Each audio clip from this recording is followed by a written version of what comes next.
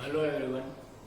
તો આ લેક્ચરમાં આપણે છે TY BA semester 5 paper number 11 main English છે શરૂ કરવા જઈ રહ્યા છીએ. પછી ધીમે ધીમે બીજા પેપર આપણે શરૂ કરશું. અત્યારે આપણે પેપર નંબર 11થી શરૂઆત કરીએ. તો પેપર નંબર 11ની તમને વાત કરીએ તો સૌથી પહેલાં એમનો તમને સિલેબસ જણાવી દઉં. તો પેપર નંબર 11ની અંદર છે તમારે બે પાર્ટ છે, બે સ્ટોરી છે, બે ટેક્સ્ટ છે ભણવાની છે. એક છે રોમિયો એન્ડ જુલિયટ વિલિયમ શેક્સપિયરની, અને બીજું છે કિંગ લિયર, એ પણ વિલિયમ શેક્સપિયરની એક ટ્રેજેડી છે. તો વિલિયમ શેક્સપિયર તો આમ તમે નામથી પરિચિત જ હશો, હવે તો FISમાં તમે ભણી ગયા, એટલા માટે કે વિલિયમ શેક્સપિયર વિશે જેટલી વાત કરીએ એટલી ઓછી પડે. કારણ કે એમને છે એમના નાટકો છે એ એટલા છે મહાન બનાવી દીધા છે કે સદીઓ સુધી છે અમર રહી છે. તો છતાં પણ આપણે વિલિયમ શેક્સપિયર વિશે થોડીક અહીંયા વાત કરીએ તો કે Shakespeare was one of the greatest man on the genius that have ever been born on this earth.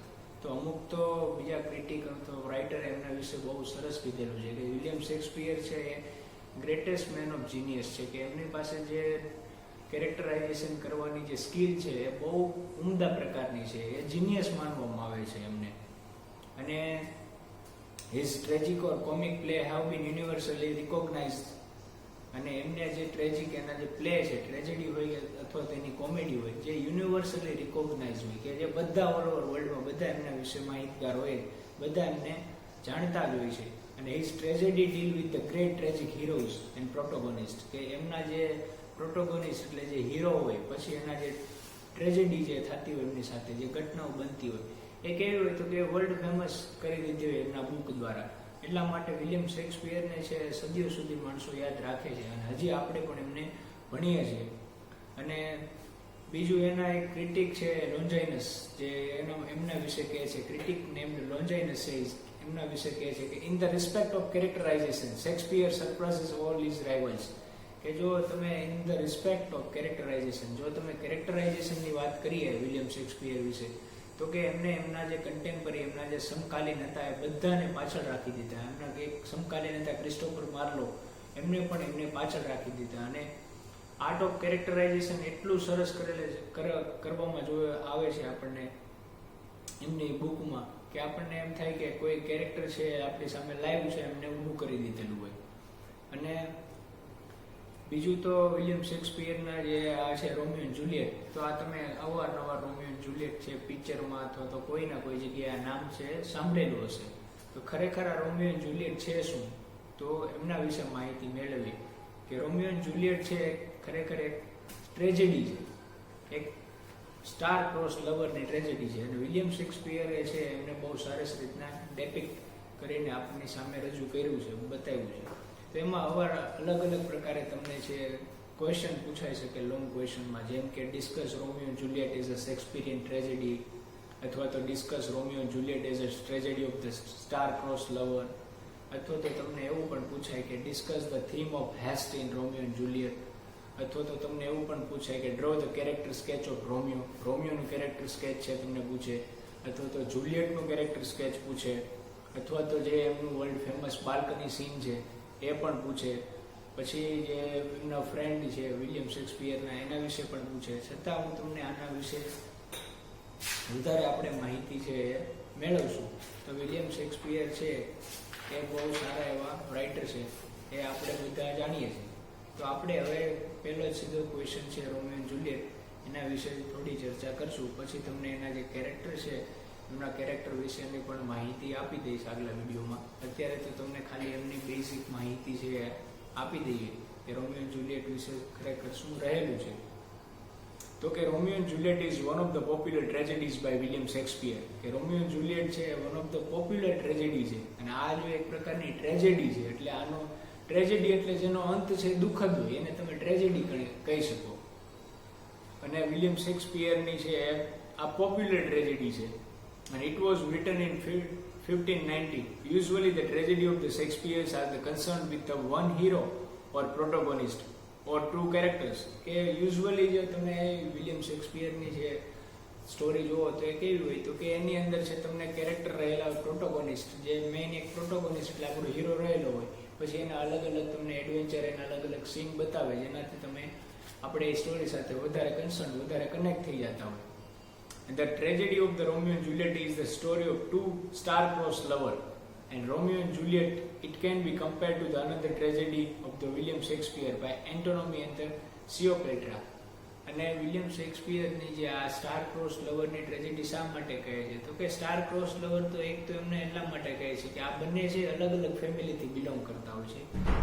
Romeo અને જુલિયટ બંનેની ફેમિલી છે એ અલગ અલગ હોય છે અને એ બંનેની ફેમિલી વચ્ચે પણ કેવો તકરાર ચાલતો હોય છે અને આ તકરારના હિસાબે રોમિયો અને જુલિયટની લવ સ્ટોરી છે કેવી રીતના એમને કેટલી બધી અડચણો ઊભી થાય છે એ બધું આપણે આ સ્ટોરીની અંદર આગળ જોતા જઈશું.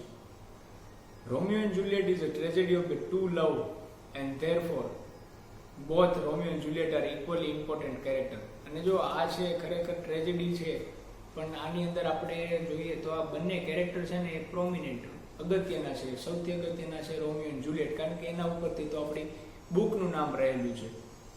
And Shakespearean tragedy is also used the tale of suffering and the calamities leading to the death of the protagonist, heroine and other important characters too.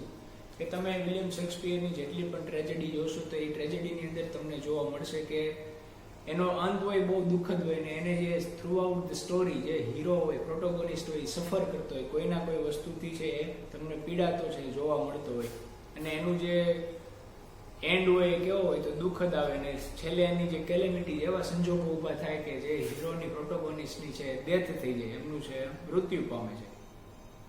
And in Romeo and Juliet, the 5 characters die at the end of the play. અને Romeo અને જુલિયટની તમે story જોશો તો 5 character છે જે એન્ડમાં મૃત્યુ પામે છે. And Romeo and Juliet kill themselves while Mercutio and Tybalt in Paris are killed. અને રોમિયોનો જે ખાસ મિત્ર હોય છે મર્ક્યુશિયો એ પણ મૃત્યુ પામે છે. પછી જે ટાઇબલ્ટ હોય છે જે જુલિયટનો ભાઈ હોય છે એ પણ મૃત્યુ પામે છે. અને બીજા અગત્યના બે કેરેક્ટર છે એમનું પણ મૃત્યુ થાય છે. And the two lovers die for each other at the end of the play, making other people realize that true lovers never dies. અને આના જે at the end of the play making other people realize કે બીજા માણસોને આ વસ્તુ realise કરાવી જાય છે, બીજા વસ્તુ માણસને શીખવવી જાય છે કે ટ્રુ લવ છે નેવર ડાઈઝ, કે સાચો પ્રેમ છે, સાચો લવ છે કોઈ દિવસ મરતો નથી, એ તો હંમેશા માટે અમર રહી જાય છે. એટલા જ માટે તમે અત્યારે આટલા બધા વર્ષો થઈ ગયા, આ કેટલા 15મી સદીમાં લખાયેલું છે, છતાં પણ આપણે હજી સુધી આ વસ્તુને ભણીએ છીએ, આ વસ્તુને જાણીએ છીએ.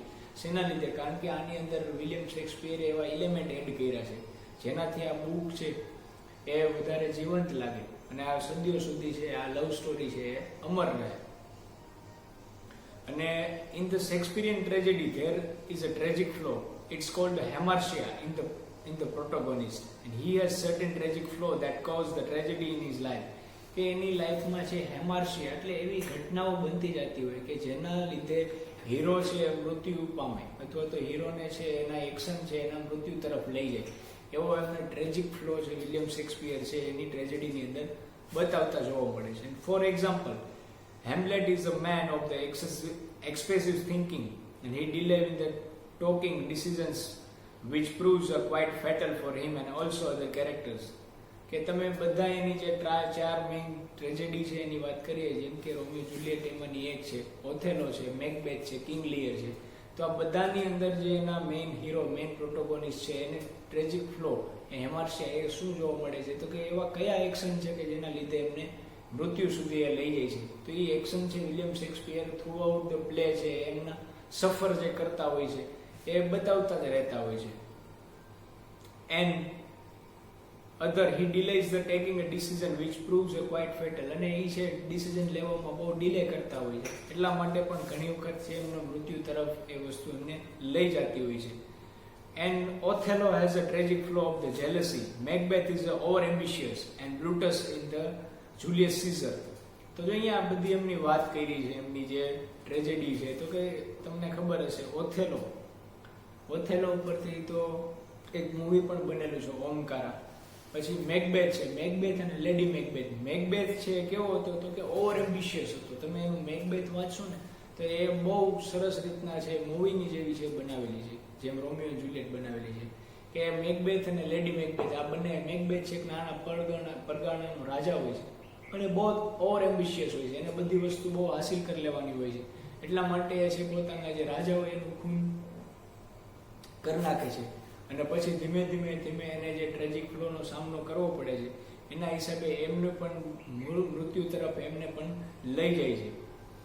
અને આમાં બીજા બધા જેવા કેરેક્ટર છે બતાવ્યા છે કે હવે આપણે જે રોમિયો જુલિયટની વાત કરીએ તો કે રોમિયો જુલિયટની અંદર પણ એવા કેરેક્ટર છે કે જે રોમિયો અને જુલિયટને અલગ કરવા માંગતા હોય છે, બીજું રોમિયો અને જુલિયટને મળાવવા માંગતા હોય છે.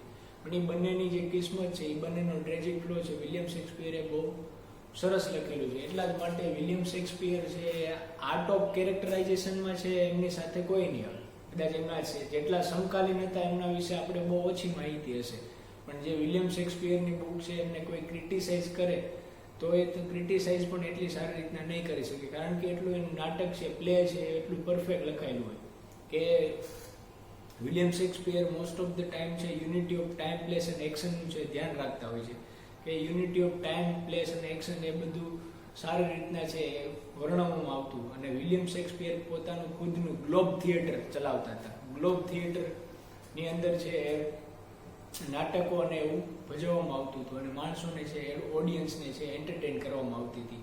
એટલે જ માટે વિલિયમ શેક્સપિયર છે એને લોરેન્સ કહેવામાં આવે છે. વિલિયમ શેક્સપિયર લોરેન્સ એટલે રાજવી કવિ, કે કોઈ સામાન્ય કવિ નહોતા, એ રાજવી કવિ હતા, કારણ કે એમનું જે લખાણ છે એ જે વસ્તુ લખતા હતા એ બધું ઇમોર્ટલ હતું, અમર થઈ ગયું હતું. And in case of Romeo, there is no such a tragic flaw. He is the passionate lover, like he believed Juliet. અને આની અંદર આપણને એવો બહુ ટ્રેજિક ફ્લો જોવા નથી મળતો, કારણ કે રોમિયો છે કેવો બતાવ્યો છે તમને, પેશનેટ લવર બતાવ્યો છે, જે જુલિયટને લવ કરતો હોય છે. And the patience for love is pure and platonic. And there is nothing wrong in their love, but due to the role of fate, they are compelled to suffer a lot and die at the end of the play. કે there is nothing wrong in their love, કે એ બંનેના પ્રેમમાં છે કોઈ nothing wrong, એ બંનેના લવમાં કાંઈ વસ્તુ ખોટી હોતી નથી, પણ એ બંનેનું જે ફેટ, રોલ ઓફ ફેટ એક છે બહુ મહત્વનો ભાગ ભજવે છે ગમે એની લાઈફમાં, કે નસીબનો જે ખેલ છે એ આમની લાઈફમાં પણ એવો રોલ પ્લે કરે છે. ધેર આર કમ્પેલ્ડ ટુ સફર, એટલા માટે છે આ બંનેને સફર કરવું પડે છે, બંનેને પીડાવવું પડે છે ને લોટ. અને at the end of the play, અને at the end of the play શું થાય છે તો કે at the end of the play બંનેનું છે મૃત્યુ થાય છે, બંને છે મૃત્યુ પામે છે. તો અહીંયા તમને રોલ ઓફ ફેટ પણ આની અંદર તમને જોવા મળશે. અને fate does not favour them and therefore they are called star cross lover. અને ફેટ જો જે નસીબ છે, ભાગ્ય છે, એમને નસીબે બંનેનો સાથ ન દીધો, એટલા માટે પણ અહીંયા આને જે સ્ટાર ક્રોસ લવર પણ કહેવામાં આવે છે. આ ટ્રેજેડી છે એને સ્ટાર ક્રોસ લવર એક એટલા માટે પણ કહેવામાં આવે છે કે આની અંદર જે રોલ ઓફ ફેટ છે, જે એમનું નસીબ છે, એ નસીબે એમનો સાથ ન દીધો, એટલા માટે પણ બંને છે અલગ થઈ ગયેલા જોવા મળે છે. The influence of the star can be scene in the play quite often. અને ઇન્ફ્લુઅન્સ આની અંદર જે થોડું ઘણું બહેકાવાપણું પણ જે છે એ પણ આપણને જોવા મળશે. And for example on his wedding day he confront the quarrelsome Tybalt, અને એને છે ટાઇબલ્ટ સાથે લડાઈ થઈ જાય છે, એ પણ સીન આની અંદર જોવા મળે છે. પછી હું તમને આખી સ્ટોરી છે એ કમ્પ્લીટ વર્ણવીશ, એટલે તમને છે એ સારી રીતના સમજાઈ જાય. અત્યારે આપણે છે આની જે થોડીક ગ્લિમ્પલ્સ અને થોડીક માહિતી છે એ આપણે લીધી. પછી નેક્સ્ટ લેક્ચરમાં આપણે રોમિયો જુલિયટ છે એમના વિશે ડિટેલમાં ડિસ્ક્રિપ્શન છે, માહિતી છે હું તમને આપીશ.